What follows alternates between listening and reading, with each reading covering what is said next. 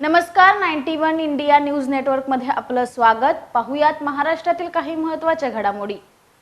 देशासह राज्यात सध्या थंडीची लाट पाहायला मिळत असून पुढील काही दिवसात हवामानात बदल होताना पाहायला मिळत आहे।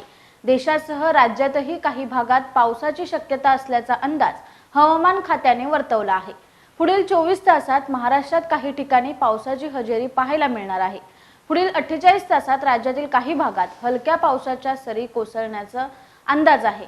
अरबी समुद्रात कमी दाबाचा पट्टा निर्माण झाल्याने बंगालच्या उपसागरावरून बाष्पयुक्त वारे वाहत आहे। यामुळे देशासह राज्यात काही ठिकाणी पावसासाठी अनुकूल परिस्थिती निर्माण झाली आहे। राज्यात पुढील 2 ते 3 दिवस काही भागात पावसाची शक्यता आहे। मराठा आरक्षणाचा केंद्रबिंदू बनलेल्या अंतरवाली सराटी हे गाव आज देशभरात चर्चेला आलं आहे। याच गावात सुरू झालेल्या आंदोलनानंतर आज राज्यभरातील लाखो लोकांना कुणबी प्रमाणपत्र मिळालं आहे। मात्र याच अंतरवाली सराटी गावातील मराठा समाजातील एकही व्यक्तीकडे कुणबी प्रमाणपत्र नसल्याने या गावाला मराठा आरक्षणापासून वंचित राहण्याची वेळ आली आहे। अंबड महसूल प्रशासनाच्या अधिकाऱ्यांनी दिलेल्या माहितीनुसार संपूर्ण अंतरवाली सराटी गावात आजपर्यंत एकही मराठा कुणबी नोंद मिळालेली नाही।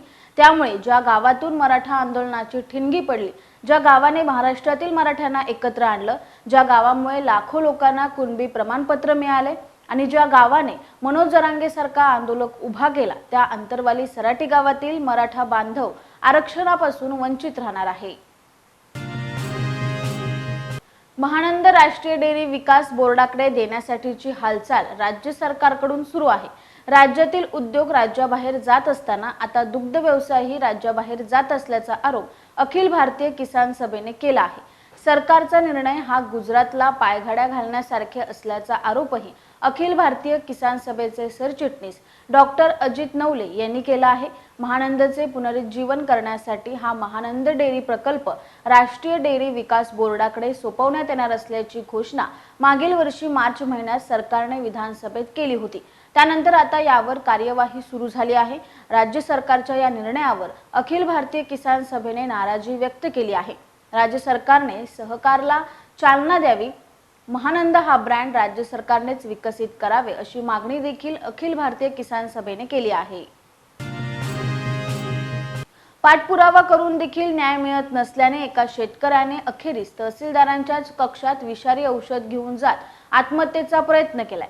सुदैवाने वेळीच या संतप्त शेतकऱ्याला अडवल्याने मोठा अनर्थ टळला आहे। गौतम विलास गडे असे आत्महत्येचा प्रयत्न करणाऱ्या शेतकऱ्याचे नाव आहे। या प्रकरणी शेतकऱ्याला न्याय मिळणे तर दूर, उलट या शेतकऱ्याच्या विरोधात गुन्हा दाखल करण्यात आला आहे। त्यामुळे परिसरातील शेतकरी वर्गातून प्रचंड संताप व्यक्त केला जातोय। शासन दरबारी धनगट अशी नोंद असून राज्यातील धनगर हे धनगट नसून धनगर आहेत। त्यामुळे धनगर समाजाला अनुसूचित जमातीत समाविष्ट करावे या मागणीसाठी मुंबई उच्च न्यायालयात याचिका दाखल करण्यात आली होती। यावर आजपासून अंतिम सुनावणी होणार आहे। त्यामुळे ही सुनावणी महत्त्वाची समजली जात आहे। सध्या राज्यातील धनगर समाजाला ओबीसीचे राजकीय आरक्षण असून धनगर समाजाला अनुसूचित जमातीचे म्हणजेच एसटीचे आरक्षण देण्याची मागणी होत आहे। धनगर समाजाला आरक्षण मिळेल आणि निकाल आमच्याच बाजूने लागेल असा विश्वास भाजपचे आमदार गोपीचंद पडळकर यांनी व्यक्त केला आहे। रविवार पेठेत सराफी व्यावसायिकाचे दुकान लुटल्याचा प्रकार समोर आला आहे। सध्या कामावर असलेल्या किंवा पूर्वी कामावर असलेल्या कामगारांपैकीच कुणीतरी दुकान व तिजोरीची बनावट चावी बनवून तिजोरीत ठेवलेली रोख रक्कम व सोन्याचे दागिने असा मिळून 3,32,09,228 रुपये किमतीचा ऐवज चोरून नेल्याने फरासखाना पोलीस ठाण्यात गुन्हा दाखल करण्यात आला आहे। सराफी व्यावसायिक दीपक माने यांनी फिर्याद दिली आहे। 31 डिसेंबर रोजी ही घटना घडली। कामगाराने फिर्यादी यांच्या दुकानाची व तिजोरीची बनावट चावी बनवून त्या चावीने दुकानाचा दरवाजा उघडत त्याद्वारे आत प्रवेश केला। दुकानामधील लोखंडी तिजोरी बनावट चावीने उघडून रोख रक्कम व सोन्याचे दागिने घेऊन पसार झालाय। या प्रकरणाचा पुढील तपास सहाय्यक पोलीस निरीक्षक वैभव गायकवाड करीत आहे। कोल्हापुरात पारंपरिक शत्रू असणाऱ्या बंटी पाटील विरुद्ध मुन्ना महाडिक वाद पुन्हा पेटलाय। संध्याकाळी कोल्हापुरातील कसबा बावडा परिसरात सतेज पाटील गटाच्या कार्यकर्त्यांनी राजाराम कारखान्याचे एमडी प्रकाश चिटणीस यांना लाथाबुक्क्यांनी जबर मारहाण केली।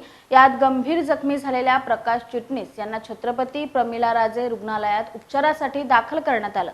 या संपूर्ण प्रकरणावरून कोल्हापुरातला पारंपरिक असा बंटी पाटील विरुद्ध मुन्ना महाडिक हा वाद पुन्हा उफाळून आला आहे। मराठा आरक्षणासाठी लढा उभारणाऱ्या मनोज जरांगे पाटलांची भेट घेण्यासाठी आज अभिनेते सयाजी शिंदेंनी अंतरवाली सराटीला भेट दिली आहे। यावेळी सयाजी शिंदेंनी मराठा समाजाला आरक्षण मिळाला पाहिजे अशी इच्छाही व्यक्त केली।